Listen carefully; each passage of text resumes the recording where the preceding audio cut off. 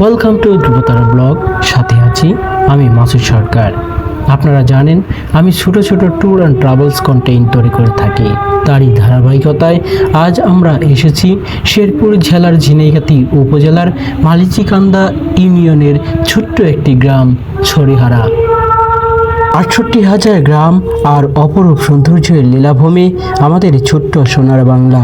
প্রতিটি গ্রামের রয়েছে ভিন্ন ভিন্ন রূপ, রয়েছে সুখ দুঃখ, হাসি কান্না আর মায়ার বাঁধনে ঘেরা গ্রামীণ জনজীবন।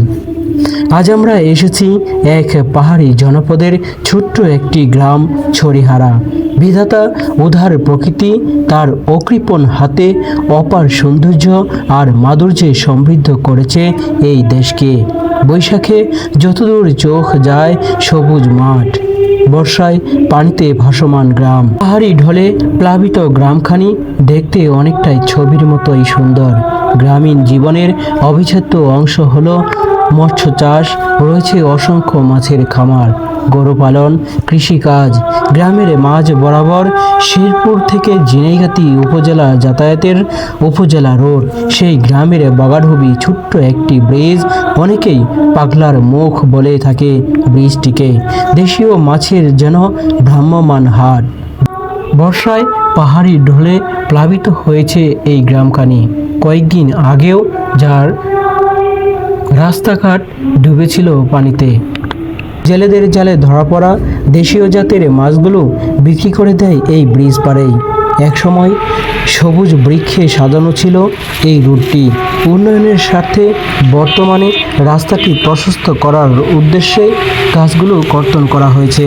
তবে আশা করা যায় অচিরেই আবারও ফিরে পাবে সেই সবুজ প্রাণের স্পন্দন, পাহাড়ি জনপদের এক অবিচ্ছেদ্য অংশ। আমরা এখন আছি শেরপুর জেলার ঝিনাইগাতি উপজেলার মালিচিকান্দা ইউনিয়নের একটি গ্রাম ছড়িহারা গ্রাম। এই গ্রামটি কয়েকদিন আগে কিন্তু পাহাড়ি ঢলে প্লাবিত হয়েছে। এখনও পানি, প্রচুর পরিমাণে পানি আছে। আর আমরা আছি এখানে হচ্ছে ছড়িহারা গ্রামের সেই অনেকে পাগলার মুখ বলে, যে পাগলার মুখে এখানে একটা ব্রিজ আছে। আর ব্রিজের পাহাড়ি ঢল কিন্তু এই নদীতে আমি এখন বসে আছি। এটা একটা ছোট্ট একটা খাল বা এখানকার নদী বলা হয়। আমরা কিন্তু একটা নৌকায় বসে আছি। এটি একটা নদী, কিন্তু এর পানি এত পরিমাণ বেশি হয় যে এই বাড়িঘরগুলো দেখতে পাচ্ছেন, যে এই যে বাড়িঘরগুলো, এই ঘরগুলো কিন্তু আসলে পানিতে মানে ডুবে যায় ধরা গেলে। আর ও পাশে মাঠে প্রচুর পরিমাণে পানি হয়। আর এখানে কিন্তু পানির গভীরতা অনেক।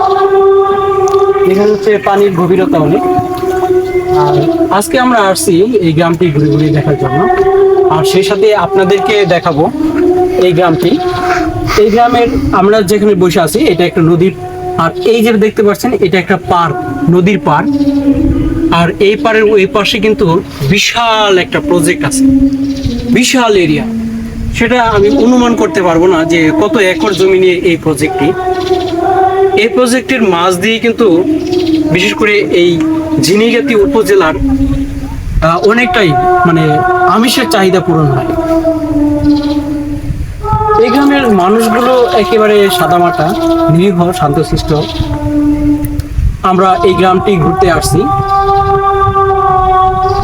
আর এই পাশে এখন পানি কমে গেছে, গোচারণ যেটা বলা হয়, যে এখানে কিন্তু এই আশপাশে গ্রাম থেকে গরু গবাদি পশু নিয়ে আসে এই পাড়টা দিয়েই, যে এই রাস্তাটা দিয়েই এখানে নিয়ে আসা হয়। যে কাঠের সাঁকোটা দেখতে পাচ্ছেন, এই কাঠের সাঁকো দিয়ে গরু পার করে ওই পাড়ে নিয়ে যাওয়া হয়। আর ওই পাড়ে নিয়ে এই পানির ভিতরে কিন্তু গরুর খাবার, যে গোচারণ, এইখানে গরুর খাওয়ার ব্যবস্থা। এই বর্ষাকালে কিন্তু আসলে গবাদি পশু পালার জন্য খুবই কষ্টকর। যে লগিটা দেখতে পাচ্ছেন, এখানে কি পরিমাণ পানি আছে আপনাদের দেখাই।